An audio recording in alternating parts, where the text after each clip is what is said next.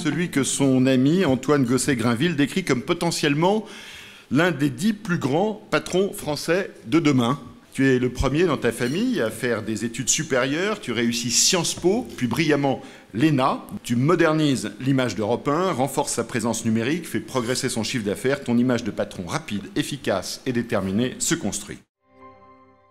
On disait, au fond, Amazon, ils vont se concentrer sur un certain nombre de familles de produits, ils n'iront pas dans d'autres domaines d'activité, ils iront dans tous les domaines d'activité. Demain, Amazon sera autant un concurrent de la Fnac qu'il sera un concurrent de Vivendi. Le nerf de la guerre demain, face à Amazon, face à Netflix, c'est notre capacité commune à avoir des bases d'abonnés puissantes à qui on fournit des services digitaux, des services de livraison, de manière à pouvoir, là aussi, dans le même écosystème, conserver les clients. La distribution physique, c'est un drôle de métier.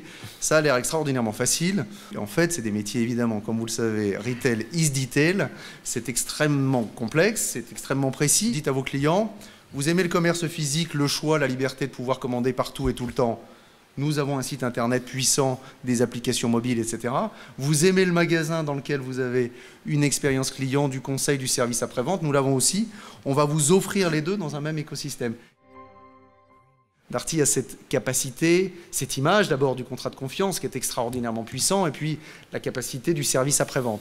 Ces deux savoir-faire, il va falloir les mettre à disposition du nouvel ensemble et de chacune des deux entités. Ce qu'il va nous falloir inventer, c'est la culture d'entreprise, comment on combine les savoir-faire de l'un et de l'autre. Il ne faut pas rester statique aujourd'hui, c'est une période de mouvement. Moi, je suis convaincu que la Fnac doit toujours être ce distributeur culturel puissant. L'innovation à la fois dans les produits, l'innovation dans les services, l'innovation demain dans de nouveaux partenariats. Il a réussi malgré tout à donner une vision inspirante, précise, sans détour. Donc c'était un bon moment. Toujours très agréable de pouvoir voir un patron français d'une entreprise française, nous parler du rachat d'un Français en France. Personnalité très intéressante, voilà, et une belle vision, belle stratégie d'entreprise, je pense.